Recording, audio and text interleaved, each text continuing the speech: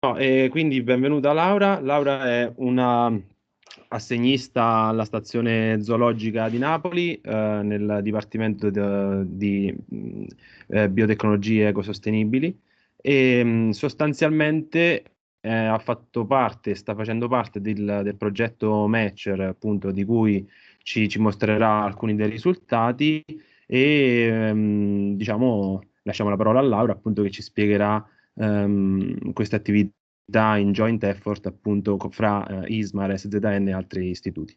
Grazie. Grazie a tutti. So thank you everyone and good afternoon. Sorry for being late because of the technical issue. And if the I don't know if this version of my presentation will have any technical problems because I changed of computer, but please, in case I will send you the final presentation to Camilla in just in case.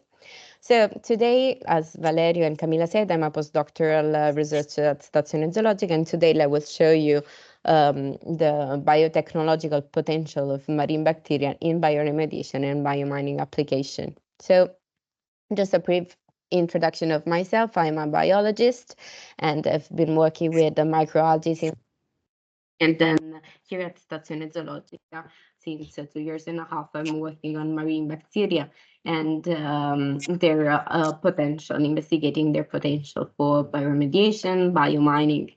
And everything actually started with Valerio, thanks to Valerio and his project Matches, where we focused on biomining, of the biomining potential of marine microbial organisms.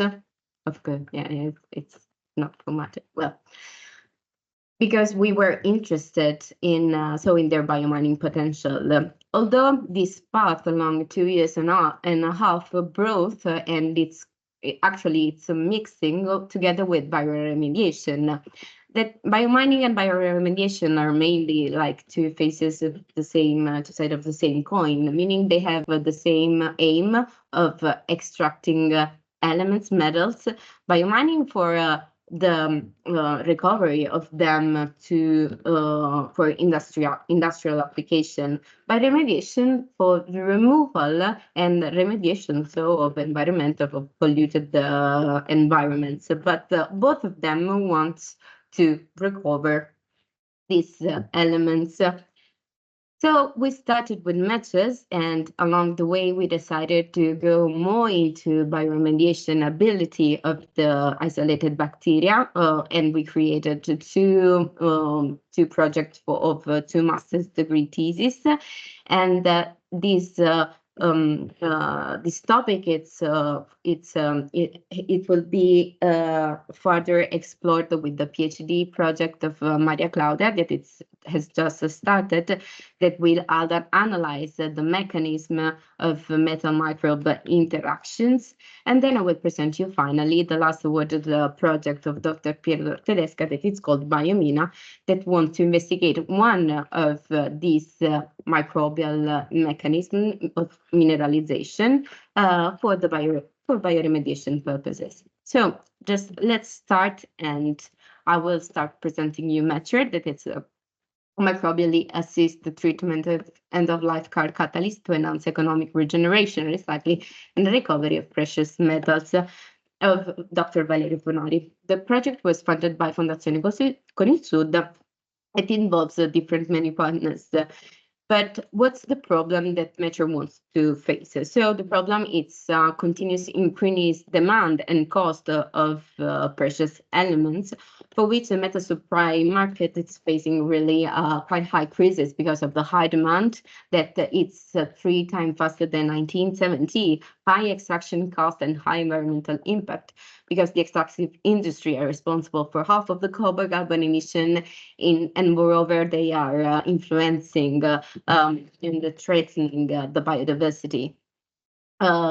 Moreover, what is important to highlight is that some of these metals, like the precious metals, are used without substitutes in many applications, from the automotive, electronic, jewelry ones, and their primary production actually is localized only in 4 countries all over the world, of which the 95% of platinum group elements it's extracted only in South Africa. So you can see with this highlight how urgent it is to find a more sustainable and viable solution for metal extraction. So the solution the Metro proposed is actually to recover these precious elements from another source, waste in this case. And one example with a hidden metal value, it's SAC that is spent automotive catalytic converter that actually is really rich in platinum group elements. Moreover, this category of waste it's increasing, and it's expected to grow up to 2 billion in 2013. Moreover, Bonari show how SAC can be 7 times more rich in precious elements compared to the upper continental cluster, representing so far a really good and diversified source of PGA supply. So the goal of Metro is to develop a process of urban mining, putting together biotechnology, geochemistry, engineering against natural resource depletion, with the aim of acquire a basic and industrial research know-how for sustainable management of SAC, and an integrated procedure that includes, of course, physical, mechanical treatments, chemical, and bioleaching, all for the final definition of a more eco-sustainable process. So let's see where biotechnology follow within these big pictures. So it's already known from literature that microorganisms are applied for biohydrometallurgical applications, so in biomining. But actually, really, nothing is new if we consider all the marine components of microorganisms. So what we want to see if we are able to identify marine microorganisms with the biomining abilities. And this because the sea actually covers more than 70% of the Earth surface, and it hosts more than 90% of the life biodiversity. So it's really an archive of resources, considering that it also consists of a lot of different type of environments, of which some are extreme. And among these extreme, we can consider also sites that present high concentration of different kind of contaminants and pollutants, and also particular geochemical peculiarities and anomalies.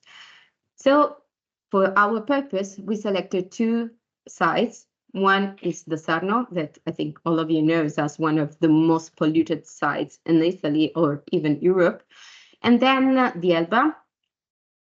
And thanks to the sampling campaign, oceanographic campaign Sigma 22, we were able to collect 5 sampling sites during the campaign that are characterized by both polluted sites, then also quite interesting sites from a geochemical perspective. So concerning the results we obtained so far from the microbiological part, we were able to isolate bacteria strain, identify and characterize them. What we did some sediment enrichment. Why? Because we suppose that these microorganisms are naturally adapted to thrive under the extreme condition characterizing the site. But we wanted to make the pressure even more selective by adding the SAC powder to the sample collected from the Sarno, and the SAC leachates to the sample the sediments collected by the Elba sites. This is just to show you how an isolation process look like. So here you have the bacterial colony all mixed together after they have been plated. And here you have the final outcome of the isolation, so a pure clonal cultures of a bacteria. And they are all really cool. So, okay, I'm really sorry. This is it's because of Mac and Windows incompatibility. So, but yeah, what I wanted to show you is that actually from Sarno we were able to isolate 29 strands that belonged to 10 genera that were identified by 16 sRNA sequencing. And from the ELBA, 60 strain belonging to other 22 genera. What was interesting is that all these genus identified, searching in literature for their biomining and biotechnology and bioremediation potential, actually where we found almost nothing concerning the biomining, meaning it's really a really new research topic, and we really need to work hard on it to increase our knowledge on the topic. So we proceeded with the characterization of the strain. This here we wanted to understand those strains isolated from the Sarno, so SAC tolerant, if they were able to survive at the different range of pH. What it was interesting is that we find out that almost all of them were able to grow until pH 5, that it's quite good because SAC, when mixed together with the media, tends to acidify around 4 5. So it means we really can exploit these microorganisms for our purposes. Moreover, we were able to identify one strain that actually was the only non-bacterial one. It's a yeast, Pichia, that were able to grow until pH 2. That from a bioleaching perspective, it's even better because, I've learned that the acid condition are more favorable for bioleaching. What we did next was to analyze the tolerance of the best strain to platinum in its form of soluble salts. So we found out that actually 7 of them were able to tolerate up to 200 ppm of platinum, and Pichia was able to tolerate up to 100 ppm, that are really quite high concentrations.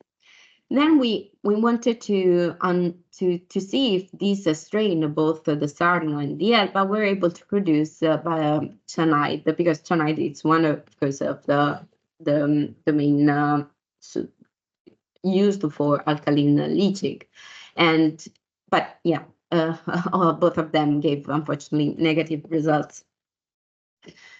So once selected those strains that for us were the best candidates, we proceeded with bioleaching and biorecovery experiment. The bioleaching experiment were performed, as you can read here, growing directly the bacteria together with the SAC powder. And then after 7 days of growth, we separate the components, so the leachants and the pellet, we treat them, and we analyze by ICP-MS. While the biorecovery experiments were performed on the MTC, maximum tolerated concentration value obtained from the previous assay on the salt of platinum, and go with them, and then analyze to see the concentration of platinum in the aqueous phase, comparing treated condition and an untreated condition. The treated, of course, is the one with the bacteria, thinking of a positive biorecovery of platinum. So at the moment, data are in the process, but the results we expect is the selection of the best candidates for platinum and palladium bioleaching and biorecovery. But let's move to the bioremediation potential. So as I've told you already, the sites where we have performed the sampling and the isolation are characterized by the presence of different types of potentially toxic elements. And as the environmental matching from where the bacteria come from, also the waste, the anthropogenic matrix, like SAC, is characterized by the presence of these potentially toxic elements. So looking actually at what Valerio did to test the ecotoxicity of the sac, it's quite impressive to see that the bulk of the sac powder has 100% effect on both the three species that are of model organism standardly used for ecotoxicological test, showing so 100, and so we can hypothesize quite a really we'll say important toxicity of the sac on microorganisms. So starting, we wanted to go more into the bioremediation potential and the capability of the Sarno strains to tolerate such elements. So we, together with Giulia, that started her master's thesis following this research line, we performed a maximum tolerance concentration assay on arsenic, cadmium, zinc, and lead to identify the maximum concentration and the best candidates. What was really interesting to see is that quite all of the strain isolated showed a good resistance to the metals. Cadmium was the lower tolerated one, but we were expecting it. So we selected some of the best bacterial and we tested them for their removal efficiency at 48 hours and 96 hours. What is really, really amazing to me to see is that for all the tested elements, we at 96 hours we were able to achieve a removal of 90% for arsenic, 100% up to 100% for cadmium, and up to 98% for lead.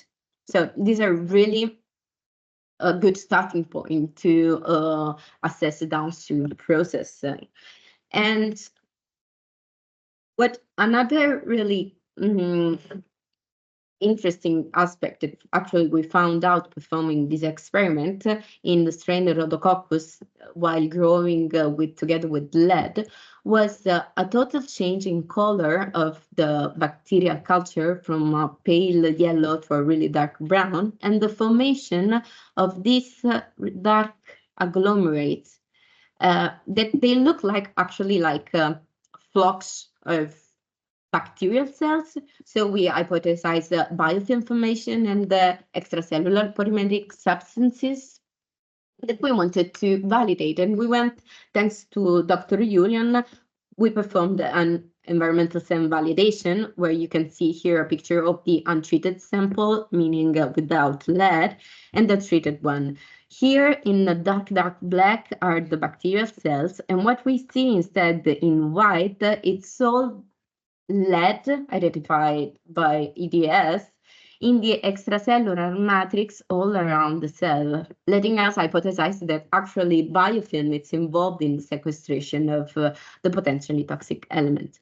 But to better understand which are the main remediation mechanism that bacteria perform and their metal at the interaction with the metals. The PhD project of Maria Claudia will analyze exactly this kind of interaction through proteomics and a secretomic approach, and try to understand which one of these mechanisms are used by our bacteria to face the potentially toxic elements. Moving to the all the bacteria isolated from the ELBA sites, we, together with Luca and his master's thesis, we examined the abundances, the enrichment of potentially toxic elements in the 5 sites selected for the isolation. And he saw that all the 5 sites were mainly enriched for different type of PTA always compared to the upper continental crust. This elements, of course, as we said, are present also in a different type of wastes. So we decided to perform some standard leaching test on 2 samples of fly ashes of municipal solid waste incineration, 1 bottom ashes, and then the spent automotive car catalyst, the powder. What it came out was actually quite peculiar pH of the 4 leachates with a with a chemical composition, of course, characteristic and different from among the others. So what we did, we decided to analyze again the pH range tolerance of the Elba strain to see which were those candidates that could be used in the treatment of the waste, the leachates.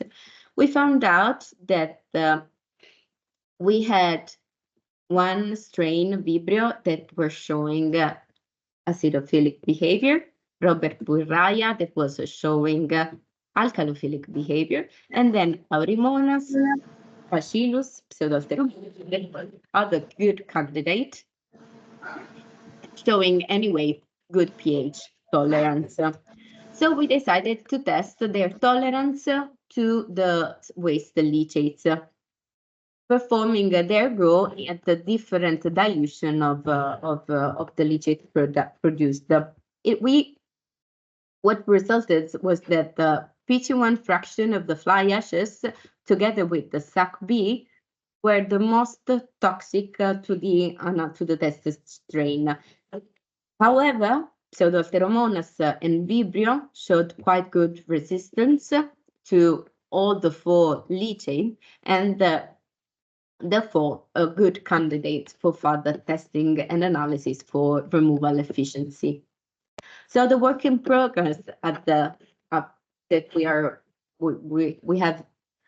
performing are for sure the understanding, a more deep understanding of the metal-micro interaction mechanism, removal efficiency of PGS and PTA, the creation of a microbial consortium, since we have identified a good pool of candidates, of bacterial candidates, and then the scale up in bioreactors that we both thanks to the Metro project. But let me end just introducing the last project of Dr. Pietro Tedesco, that is Biomina, exploitation of marine microorganism biomineralization for heavy metal bioremediation, that is funded by the PRIN and C3 partners, of which Stazione Zoologica is the coordinator. So Biomina has as final goal the development of biological system for the remediation and treatment of environmentally relevant materials, exploring the MICP capabilities of marine bacteria. But what is MICP? MICP is microbial-induced calcite precipitation, and it's actually the process of mineralization of elements that you can see, whose mechanism you can see in this picture. So it depends of a few enzymes that the microorganism possess, like urease or carbonic anhydrase, that are able to produce inside the cell carbonic acid that once secreted outside, it can, together with the calcium, it can form calcite or calcium carbonate. So based on this process, Biomina wants to first identify marine bacteria that have this capacity, understand if they are tolerant to potentially toxic elements, if they possess the enzyme that are at the basis of the MICP process, and analyze them microscopically.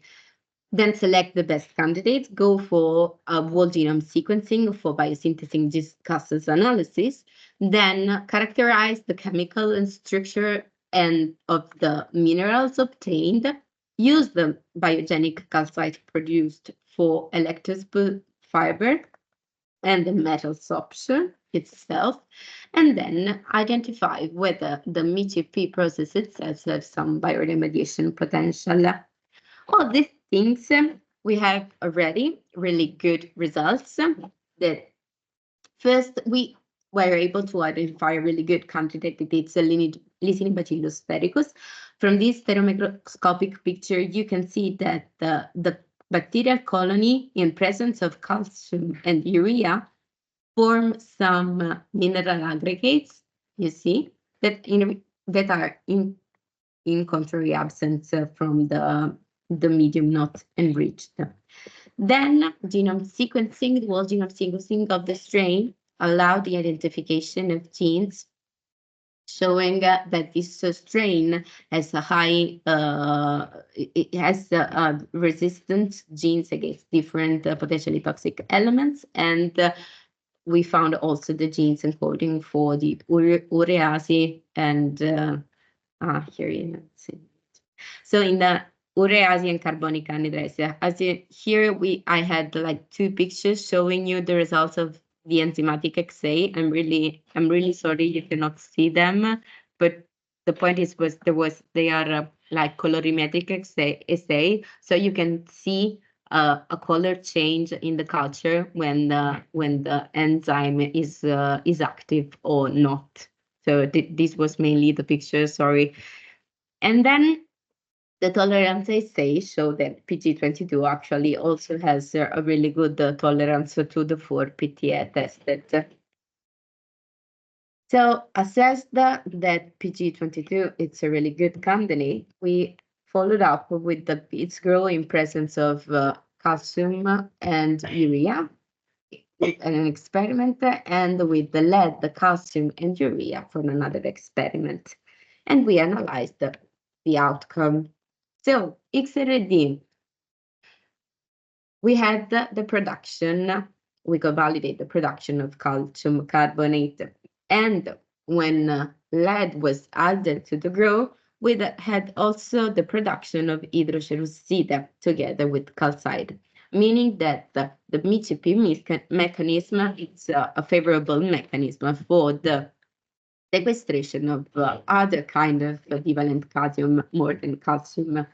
Then PGA, that was performed along a time course, we confirmed again the calcite production and identified the time point where we had the peak of maximum production of calcite along the 72 hours time course. It was, of course, 16 hours. And finally, ESAM again, where you can see here the ESAM pictures of the calcite precipitate and just a zoom in and the EDS that confirmed the majority of calcium, presence of calcium as elements. So in the next future, we will keep isolating more strain and characterizing them for MICP. We will test the bioremediation potential of the electrospin fiber that actually have been produced with the biogenic calcite of PG22. We will test the bioremediation potential of PG22 when growth together with the other elements more than calcium, and then characterize the mineral precipitates that comes from the MICP process. So concluding, and we had really great results in these years. We have isolated 90 strains from marine environments, SAC tolerant, but also, as we have seen, tolerant to other kind of wastes. We have 5 strains that are acid tolerant, 1 strain that is acidophilic, 1 alkalophilic, 8 strains tolerating platinum in a range of 200 and 100 ppm, 3 strains able to remove up to 100% of cadmium, 90% of lead, 90% of arsenic, and 43 of zinc. 1 strain tolerating quite good municipal solid waste leachates, and another 1 SAC leachates. 1 strain finally able to produce calcite and hydroxyperoxide. 1 strain that was totally sequenced, whole genome sequenced, and then the production of biogenic fibers with the biogenic calcite. So the future perspective will be to combine different techniques to improve the extraction, of course, of metals from waste material, as for example, electrodialytic apparatus with the collaboration with the University of Nottingham, Professor Elena Gomez, and a better understanding of the mechanism at the base of the metal-microbe interaction that would help to scale up and optimize the process. So let me thank you all for your attention. Again, really sorry for the technical problem. Thanks, Valerio, for giving me this chance. Thanks, my group, that it's really, well, I have no words to thank them. And of course, I want to thank my two students, Giulia and Luca, that really did a great work. And yeah, if there are any questions, please just feel free. Grazie mille Laura. Adesso intanto stoppiamo la registrazione.